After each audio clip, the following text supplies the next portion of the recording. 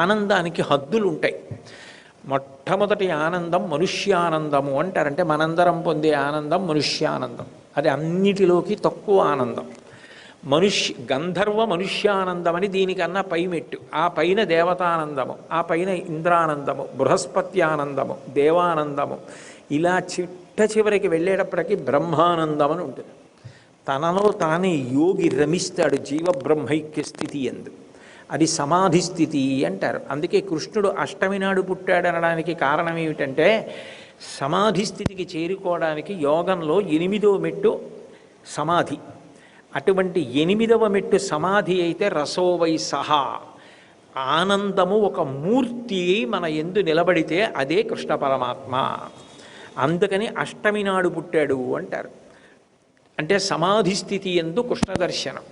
కాబట్టి ఈ వేణునాదం విన్నారు అంటే వాళ్ళు ఓంకారమును విన్నారు, ప్రణవాన్ని. ప్రణవం మనకి భగవంతుడికి ఉన్న సంబంధాన్ని చెప్తుంది. అకారముల చేత సృష్టి స్థితి లయలు చెప్పినట్టే జీవుడికి బ్రహ్మమునకు ఉన్న అనుబంధాన్ని చెప్తుంది. అది వాళ్ళకి వినపడింది. ఓ మాకు పరమాత్మతోడి సంబంధము శాశ్వతము. నిజానికి ఎన్ని జన్మలలోనో పతి అన్న మాట వాడుతున్నాం. పతి అంటే ఆయనను చేరాలి. ఎవరిని చేరిపోతామో వారు పతి, ఎవరు చేరారో వారు సతి. వాళ్ళిద్దరిది గొప్ప ఆశ్రమం, గృహస్థాశ్రమం. నిజానికి పతి అని లౌకికంగా ఎవరిని పిలిచినా ఆడవారు పిలుస్తారు. స్త్రీ ఏం చేస్తుంది? ఈయన నా పతి అంటుంది. పురుషుణ్ణి ఈయన నా పతి, నా భర్త అంటుంది. భర్త ఏమంటాడు? ఈమె నా భార్య అంటాడు. కానీ నిజానికి వేదాంతమునందు పురుషుడు స్త్రీ అని ఉండరు. అందరూ స్త్రీలే ఉంటారు. అందరికీ పతి గతి ఎవరు అంటే పరమాత్మ ఒక్కడే. అందుకే పతిం విశ్వస్యాత్మేశ్వరగుం శాశ్వతకుం శివమచ్యుతం. అందరికీ పతి ఎవరు అంటే ఆ భగవానుడే. ఆయనని చేరిపోవాలనుకున్న వాడికి ఇక దేనికన్నా అదే ప్రధానమైపోతుంది. ఇవి ఎప్పుడూ ఉండేవి. జగన్నాథుడి దర్శనం అన్నిటికన్నా గొప్పది. ఎన్ని కోట్ల జన్మలెత్తాను.